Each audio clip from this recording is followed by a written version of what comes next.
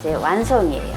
여기다가 이제 불을 끄고요. 이제 잡채에 뭐가 들어가냐면, 안녕하세요. 함께해요 만나요리 가족 여러분. 오늘도 즐거운 요리 시간이 돌아왔습니다. 오늘은 세상에서 가장 쉬운 잡채를 준비했습니다. 그럼 시작해 보겠습니다. 제가 오늘 잡채 하는 거는요, 보통 우리가 평상시에 먹는 잡채하고는 조금 달라요. 집에 그냥 있는 재료를 활용을 해서 쉽게 할 수 있는 잡채라고 할 수도 있고, 전혀 느끼하지 않은 그런 잡채예요. 자, 오늘 당면을 200g을 찬물에다가 1시간을 불렸습니다. 이거를 바구니에다가 물기가 빠지게 건져 놓도록 하겠습니다. 이렇게 건져 놓았고요. 이제 채소를 준비해 보도록 하겠습니다. 잡채에 단무지가 들어가는데요. 단무지를 50g 준비했습니다. 단무지를 채로 썰어 줄 거예요. 신김치를 준비했습니다. 묵은지를 활용을 하셔도 되고요. 신김치를 이렇게 4이파리를 준비를 했어요. 150g이에요. 요것도 알맞은 그 썰어서 채를 썰어 줄 거예요. 오늘 제가 잡채를 준비를 했는데요.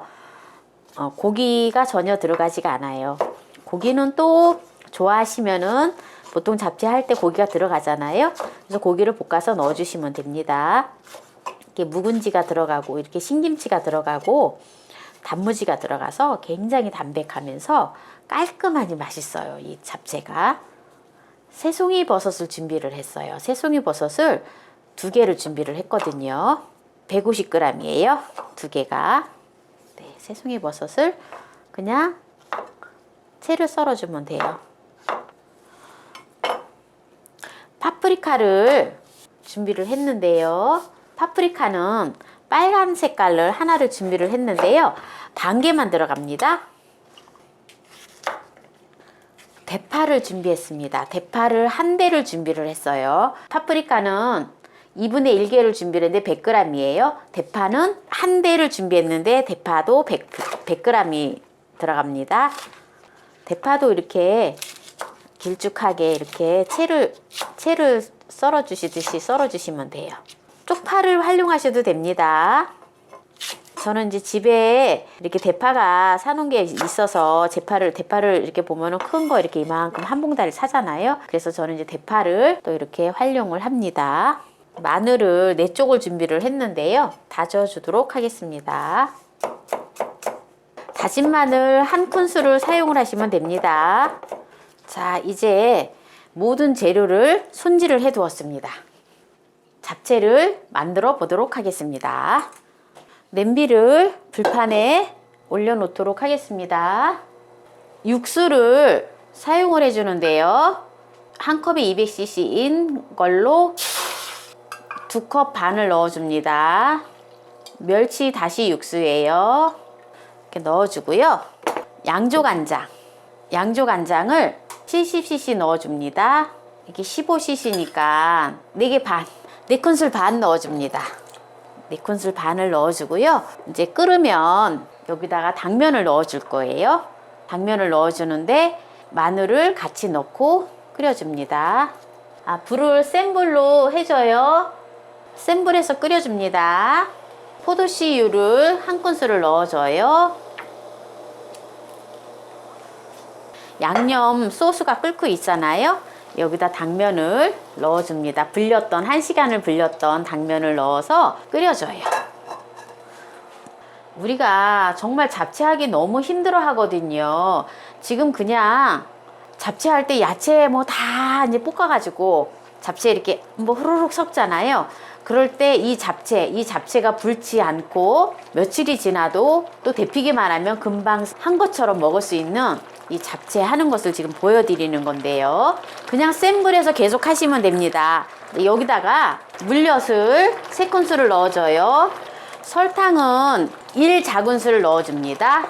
이제 양념은 다 된 거예요. 이 상태에서 양념은 이제 다 데운 거고, 마지막에 이제 참기름 1큰술만 넣고 통깨만 넣고 후루룩 버무리면 돼요. 나중에 야채 넣고 어느 정도 이게 이제 국물이 쫄아들면은, 그러면 아주 맛있는 깔끔하고 맛있는 잡채가 되어집니다. 야채는요, 마지막에 이제 넣어서 그냥 후루룩 섞어줄 거예요. 후루룩 섞어줄 거고, 이제 어느 정도 조금만, 국물이 조금 졸아들면, 그때 이제 버섯만 먼저 넣어줄 거예요. 버섯은 새송이에서 좀 물이 나오고 하기 때문에 버섯은 먼저 넣어줍니다. 지금 넣어도 상관이 없어요. 다른 야채는 마지막에 그냥 넣어서 같이 후루룩 볶아줄 거예요. 지금 이렇게 이제 국물이 좀 많이 이제 좀 자작자작이잖아요. 이럴 때에 버섯을 넣어줍니다. 새송이 버섯을 넣어줘요. 새송이 버섯만 넣어줘요. 잡채를 이렇게 기본적인 거 지금 이렇게 잡채를 하는 거 요거만 하시면은요, 어떤 잡채든지 응용할 수가 있어요. 어떤 잡채든지 콩나물 잡채도 응용하실 수 있고 여러 가지 어묵 잡채도 응용하실 수 있고요. 아무거나 잡채를 응용하시면 됩니다.